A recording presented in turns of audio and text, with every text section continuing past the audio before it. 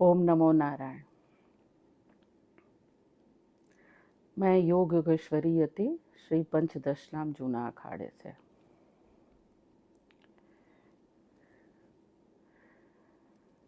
आइए हम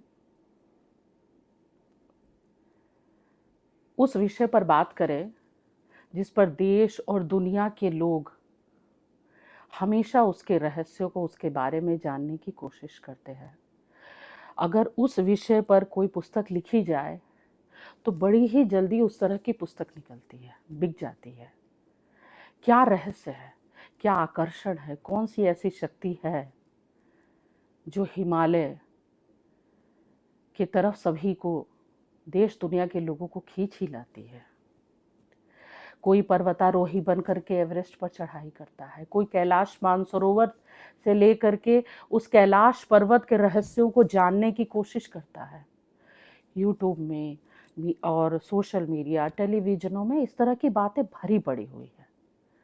जितना भी बताया गया, जितना भी सुना गया, फिर भी जानने की जिज्ञासा प्रत्येक प्राणी के अंदर बनी रहती है। और यही कारण है कि लोग जब कहीं थक जाते हैं अपने जीवन में तो उस हिमालय की तरफ वो बढ़ चलते हैं, एक शांति के लिए, एक सुकून के लिए, एक शून्यता के लिए, एक चेतना से कनेक्ट होने के लिए, एक दिव्य चेतना। और वो चेतना जब हिमालय की बात आती है तो हम वो योगी जो भस्म रमाए जटा, जिसके चंद्रमा मस्तक पर विराजमान है, जो जिसे आदि योगी कहा गया, महादेव, वो शिव, वो कैलाशवासी, वो पार्वती के पति, उसके बारे में जानने कि क्या वो कैलाश पर्वत पर रहता है। बहुत सी चीज़ें सुनने में आती हैं कि कैलाश पर्वत पर लोग चढ़ नहीं पाते हैं। मैं अपना अनुभव बताती हूँ।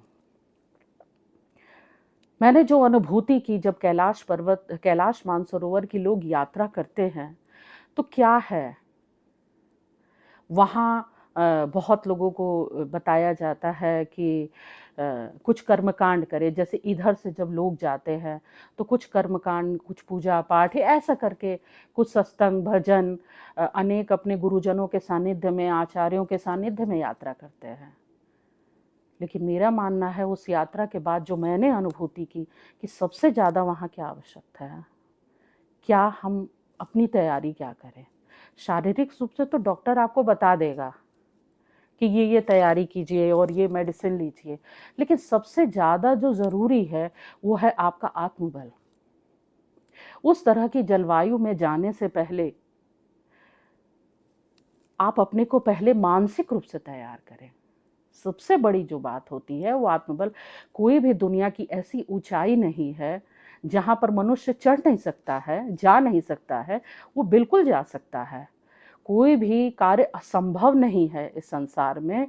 लेकिन बस क्या चाहिए, आपका दृढ़ संकल्प, मनोबल, आत्मबल, है, स्वयं पे विश्वास, इसकी आवश्यकता है।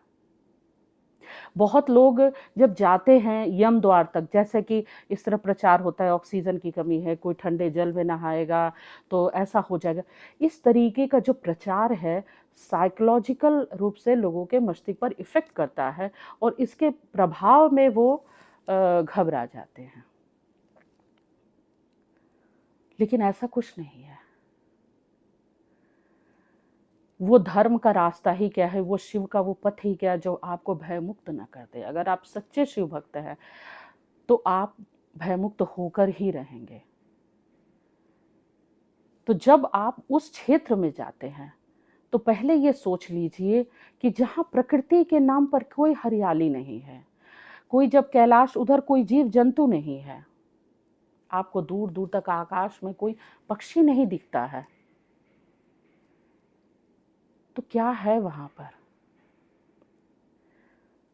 हाँ, ये सत्य है कि अनेक योगी आत्माएं लाखों लाखों वर्ष से शिव स्वरूप होकर वहां ध्यानस्थ हैं, ये सत्य है।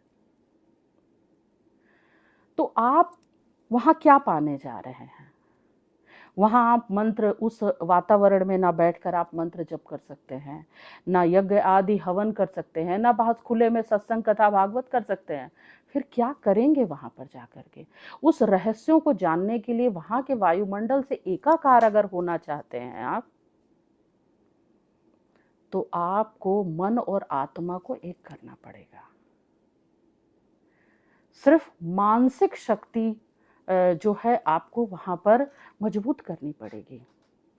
जो कुछ भी साधक है, मानसिक रूप से ही आप वहाँ साधना ध्यान भजन कर सकते हैं। अब वहाँ के रहस्य है, जैसे इस बात को कहा जाता है कि कैलाश जो मानसरोवर है, उसके ऊपर पूर्णिमा के समय अनेक यक्ष गंधर्व ऋषि मुनि आते हैं। तो ये सत्य है। लेकिन हाँ, जो बातें कही जा रही हैं उसको बहुत कम लोगों ने ही अनुभूति की होगी, और लेकिन हर किसी के लिए संभव नहीं है कि वहाँ पर आप देख सकते हैं। आप सिर्फ वातावरण में उस ऊर्जा को आप महसूस कर सकते हैं। जब कैलाश पर्वत की परिक्रमा होती है, जैसे उत्तर मुख है, तो यक्ष गंधर्वों का क्षेत्र है। अनेक योगी, अगर आप सही में साधक हैं, सही में उस तरह की भावना, समर्पण भावना, स्व से उस तक पहुंचने की अगर आपके अंदर भावना प्रबल है, तो आप उसकी अनुभूति कर सकते हैं। और उसके बाद कैलाश की यात्रा करने से पहले हमारे भारत के क्षेत्र में आप जब लेह से दक्षिण की तरफ बढ़ते हैं, जो तिब्बत का बॉर्डर है, पहले आप वहाँ जाइए। अगर आप वहाँ की जलवायु से एकाकार कर लेते हैं, अपने को पाते हैं कि आप सही हैं, तब आप तिब्बत की यात्रा करें, तब आप कैलाश मानसरोवर की यात्रा करें। तो हिमालय एक स्थिर, पूरा हम सिर्फ एक एक पर्वत श्रृंखला, एक क्षेत्र की बात न करते हुए, सिर्फ हम कैलाश को शिव का क्षेत्र न कहते हुए, हम कश्मीर से चले, और अगर जितनी इसकी श्रृंखला बढ़ती चली जा रही है, चाहे वो नॉर्थ ईस्ट के तरफ आप चले जाएं, सब शिव का क्षेत्र है। सिर्फ एक बिंदु पर, एक जगह पर हम शिव को ना समझें कि एक ही जगह बस वो जो एक स्थान पर एक उनकी ऊर्जा है, एक अंश है, लेकिन वो विराट है। और हिमालय में लोग जाते हैं, घूमने जाते हैं। आज के समय हिमालय क्षेत्र में देखिए, पर्वतीय क्षेत्र में देखिए कितना शोर हो चुका है, कितना भीड़ हो गया है। तो क्या आप वहाँ की शांति को भंग नहीं कर रहे हैं? एक एक जो पर्वत श्रृंखला है, वो एक एक योगी वहाँ तपस्या में बैठे हुए हैं। वो ध्यानस्थ योगी के ध्यान में आप क्या विघ्न नहीं डाल रहे हैं? तो हिमालय सिर्फ मनोरंजन का और टूरिज्म के लिए ही नहीं है, वो पूरा का पूरा हिमालय एक तपस्थली है, योगियों की तपस्थली है, शिव का क्षेत्र है। तो उस चेतना को महसूस करने के लिए और उस शांति, शून्य से शून्य को अंदर अनुभव करने, शून्य का मतलब है जो बिल्कुल शांत हो जाना।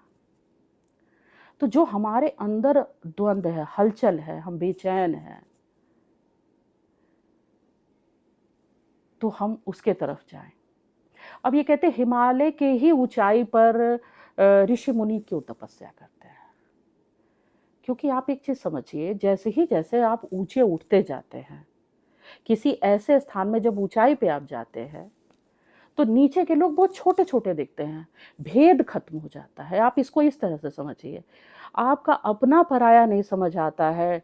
किसी प्रकार का जो है, कौन सुंदर है, कौन बदसूरत है, कौन काला है, कौन गोरा है, कौन कौन सा गांव है, दूर से देखिए जैसे कोई हवाई जहाज से यात्रा कर रहा है, तो नीचे कुछ भी सब एक समान दिखता है।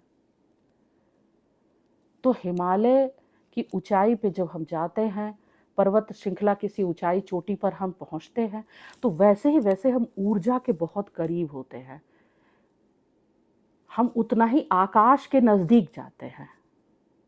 तो वो जो एनर्जी है, जो यूनिवर्स से, जो ब्रह्मांड से आ रही है, वो हमारे पास जल्दी शीघ्र हम उससे और आसानी से प्योर फॉर्म में कनेक्ट हो पाते हैं।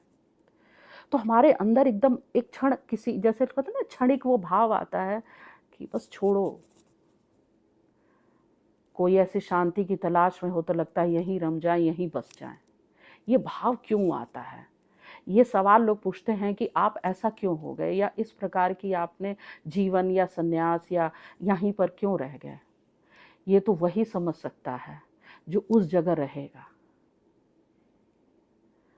और जब बेचैनी अगर उसके अंदर है, वो तड़प है उस शून्य को अनुभव करने की, उस शांति को अनुभव करने की, तो वो हिमालय की उस श्रृंखला में, उन गुफाओं में वो जरूर जा कर के बैठेगा। और उसको जीवन में भेदभाव सब खत्म हो जाएंगे। आज के समय जैसे हम कहते हैं ना, भेदभाव खत्म करिए, तो कहीं ना कहीं अपने हृदय को हिमालय की ऊंचाई जैसा बनाइए, उस सोच को उतना ऊंचाई पर बनाइए, उतना विराट बनाइए, तब जा करके आप इस भेदभाव से ऊपर हो सकते हैं। तो ये जो हमारा हिमालय है, जो हमारे पर्वत श्रृंखला है, ये कहते हैं कि अपने हृदय को, अपनी बाहों को इतना फैलाइए कि असंख्य लोगों को अपने गले लगा सके।